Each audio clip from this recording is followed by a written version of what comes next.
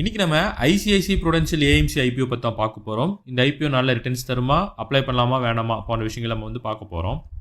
இந்த ஐபிஓ 2 நாள் சப்ஸ்கிரிப்ஷனை கம்ப்ளீட் பண்ணிடுச்சு. இந்த ஐபிஓ ஓவராலாக வந்து 2 டைம்ஸ் வந்து ஓவர் சப்ஸ்கிரிப்ஷன் ஆயிருக்கு. இதில் ரீட்டைல் கோட்டா வந்து 2 நாள்லேயே வந்து 2.91 டைம்ஸ் ஆயிருக்கு. யூஸ்வலாக அவங்க இந்த போர்ஷன் வந்து நம்ம பார்த்துருக்கோம். எல்லா ஐபிஓலுமே டே 3 தான் அதிகமாகும். டே 1 டே 2லேயே வந்து பார்த்தீங்கன்னா கொஞ்சம் இன்ட்ரெஸ்ட் வந்து காமிச்சிருக்காங்க. ஃபைனல் டேயில் வந்துட்டு அவங்க நல்ல இன்ட்ரெஸ்ட் காட்டுறதுக்கான சான்சஸ் இருக்குது. இதில் ஷேர் ஹோல்டர் கோட்டா இருக்குன்னு சொல்லிட்டு நம்ம ஆல்ரெடி பார்த்துருந்தோம். இதில் ஷேர் ஹோல்டர் கோட்டா 2.85 டைம்ஸ் வந்து ஓவர் சப்ஸ்கிரிப்ஷன் ஆயிருக்கு.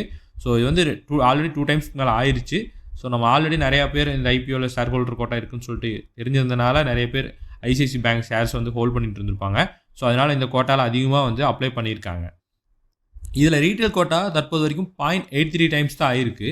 பட் இந்த ஐபிஓவில் 35% வந்து ரீட்டைல் கோட்டாக்கு ஒதுக்கியிருக்காங்க. இது பெரிய ஐபிஓ. ஆனாலும் இதில் வந்து பார்த்தீங்கன்னா 35% ஒதுக்கியிருக்கிறனால தான் 0.83 டைம்ஸ் வந்து ஆகிருக்கு. ஸோ இந்த ஐபிஓ சைஸ் வந்து 10,000 கோடி இருக்குது. அதில் 35% போது ரீட்டைல் கோட்டா 0.83 டைம்ஸ் வந்து ஆகிருக்கு. ஸோ இப்போ இந்த ஐபிஓட டே 3 எக்ஸ்பெக்டேஷனுக்கு வந்து வரும். இந்த ஐபிஓ டே 3ல் வந்து QIB கோட்டாவில் நல்லா சப்ஸ்கிரிப்ஷன் ஆகிறதுக்கான சான்சஸ் இருக்குன்னு சொல்லிட்டு எக்ஸ்பெக்ட் பண்ணப்படுது. இது மட்டும் இல்லாமல் ரீட்டைல் இன்வெஸ்டர்ஸ்க்கு இந்த ஐபிஓவில் வந்து ஒரு அலாட்மெண்ட்டுக்கு நல்ல சான்சஸ் வந்து கிடைக்க வாய்ப்பு இருக்குது. ஸோ வந்து ப்ரீவியஸாக நிறைய ஐபிஓஸ் அப்ளை பண்ணியிருக்கோம். ஸோ ரீட்டைல் கோட்டாவில் வந்து கிடைக்காதவங்களுக்கும் கூட இந்த ஐபிஓவில் ரீட்டைல் கோட்டாவில் அலாட்மெண்ட் சான்சஸ் வந்து ஹையாக இருக்க வாய்ப்புகள் இருக்குது. காரணம் 35% ஒதுக்கியிருந்தாங்க.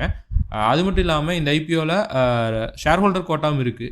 சப்போஸ் நீங்கள் ஐசிஐசி பேங்க்கோட ஷேர்ஸை வந்து டிசம்பர் 4ஆம் தேதி வரைக்கும் நீங்கள் ஹோல்ட் பண்ணிட்டு இருந்திருந்தீங்கன்னா இந்த ஐபிஓவில் நீங்கள் அப்ளை பண்ண முடியும். ஷேர் ஹோல்டர் கோட்டாலையும் ஐசிஐசி பேங்க் மட்டும்தான். ஸோ அது அவங்களோட துணை நிறுவனங்களோட ஷேர்ஸை ஹோல்ட் பண்ணிட்டு இருந்தால் இவங்க எலிஜிபிள் இல்லை. ஸோ இந்த ஃபைனல் சப்ஸ்கிரிப்ஷன் வந்து நல்லா அமையறதுக்கான சான்சஸ் இருக்குன்னு சொல்லிட்டு எக்ஸ்பெக்ட் பண்ணப்படுது.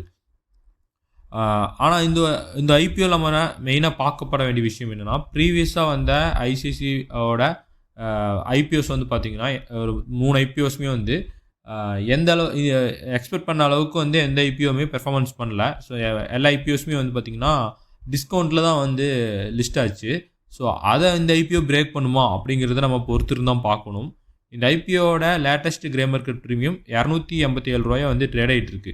இது வந்து பார்த்தீங்கன்னா 13% வந்து லிஸ்டிங்கின் தரக்கான வாய்ப்பு இருக்குது அப்படின்னு சொல்லிட்டு இண்டிகேட் பண்ணுது. ஸோ இதே லெவலில் இருந்துச்சுன்னா இந்த ஐபிஓவில் ஒரு லாட்டுக்கு 1722 ரூபா வந்து ப்ராஃபிட் தரக்கான சான்சஸ் இருக்குன்னு சொல்லிட்டு இவங்க ஜிஎம்பி வந்து இண்டிகேட் பண்ணுது. நம்ம எக்ஸ்பெக்ட் பண்ணக்கூடிய லிஸ்டிங் வந்து இந்த ஐபிஓவில் டே 3ல் நல்ல சப்ஸ்கிரிப்ஷன் ஆச்சுன்னா, QIB இன்வெஸ்டர்ஸ் அதிக அளவில் வரவேற்பு கொடுத்தா, நல்லா ஓவர் சப்ஸ்கிரிப்ஷன் ஆனால் இந்த ஐபிஓவில் நம்ம 10% ஆர் எபோவே வந்து பார்த்திங்கன்னா லிஸ்டிங் எண் தரக்கான சான்சஸ் இருக்குன்னு சொல்லிட்டு நம்ம எக்ஸ்பெக்ட் பண்ணுறோம். பட் இதுக்கு வந்து மெயினாக நல்லா சப்ஸ்கிரிப்ஷன் ஆகியிருக்கணும். நீங்கள் ஒரு வேளை இந்த ஐபிஓவில் retail quota plus share holder quota ரெண்டுலேயுமே அப்ளை பண்ணலாம்னு சொல்லிட்டு இருக்கீங்கன்னா, நீங்கள் எந்த டிமேட் அக்கௌண்ட்டில் இவங்க பேரண்ட் கம்பெனியை ஹோல்ட் பண்ணிகிட்டு இருக்கீங்களோ ஸோ அந்த டிமேட் அக்கௌண்ட்லேருந்து நீங்கள் வந்து ஷேர் ஹோல்டர் கோட்டாவை அப்ளை பண்ணுங்கள். ஒருவேளை உங்களுக்கு மல்டிபிள் டிமேட் அக்கௌண்ட்ஸ் இருக்குது அப்படின்னா ஆல்டர்னேட்டிவாக இருக்கக்கூடிய அக்கௌண்ட்டில் வந்து நீங்கள் ரீட்டைல் கோட்டாவை அப்ளை பண்ணுங்கள். ஸோ நீங்கள் ஒரே இதாக இருக்குதுன்னா ஏதோ ஒரு கோட்டாவில் அப்ளை பண்ணிங்கன்னா அலாட்மெண்ட் ஆகிறதுக்கான சான்சஸ் இருக்குது. ஸோ ரெண்டுமே அப்ளை பண்ணலாம். ஸோ உங்களோட விஷ் தான். இல்லை 2ல் 1 தான் பண்ணலாம்னு சொல்லிட்டு நீங்கள் எக்ஸ்பெக்ட் பண்ணுறீங்கன்னா நீங்கள் ரீட்டைல் கோட்டாவில் அப்ளை பண்ணுறது பெட்டராக இருக்கும். ஏன்னா compare to share holder quota, retail quota தான் வந்து பார்த்தீங்கன்னா கம்மியாக சப்ஸ்கிரிப்ஷன் ஆகியிருக்கறனால அதில் அப்ளை பண்ணும்போது அலாட்மெண்ட் சான்சஸ் வந்து அதிகரிக்கும். இல்லை 2 டிமேட் அக்கௌண்ட்டில் இருக்குன்னு சொல்லியிருக்கீங்கன்னா ஸோ ஆல்டர்னேட்டிவ் அக்கௌண்ட்ஸில் வந்து நான் சொன்ன மாதிரி அப்ளை பண்ணிங்கன்னா அலாட்மெண்ட் சான்சஸ் வந்து அதிகரிக்கிறதுக்கான சான்சஸ் வந்து இருக்குது. ஒருவேளை இந்த ஐபிஓவில் நான் ஷேர் ஹோல்டர் கோட்டாவை மிஸ் பண்ணிட்டேன் அப்படின்னு சொல்லியிருக்கீங்கன்னா, கோல் இந்தியாவோட 2 ஐபிஓஸ் வந்து வரக்கான சான்சஸ் இருக்குது. அதாவது துணை நிறுவனங்கள், கோல் இந்தியாவோட துணை நிறுவனங்கள் 2 ஐபிஓ வர்றதுக்காக DRHP ஃபைல் பண்ணியிருக்காங்க. ஸோ எனி டைம் அந்த ஐபிஓ வரக்கான சான்சஸ் இருக்கிறதுனால நீங்கள் அட்லீஸ்ட் ஒரு கோல் இந்தியா ஷேரை ஹோல்ட் பண்ணிங்கன்னா 2 ஐபிஓவில் நீங்கள் ஷேர் ஹோல்டர் கோட்டாவில் அப்ளை பண்ணுறதுக்கான சான்சஸ் உங்களுக்கு கிடைக்க வாய்ப்பு இருக்கிறனால அதை நீங்கள் போய் வந்து மிஸ் பண்ணாமல் ஆட் பண்ணி வச்சுக்கோங்க கோல் இந்தியாவை. ஸோ இந்த இன்ஃபர்மேஷன் உங்களுக்கு யூஸ்ஃபுல்லாக இருந்தால் மறக்காமல் இந்த வீடியோக்கு லைக் பண்ணிட்டு உங்கள் ஃப்ரெண்ட்ஸ்க்கு ஷேர் பண்ணுங்கள்.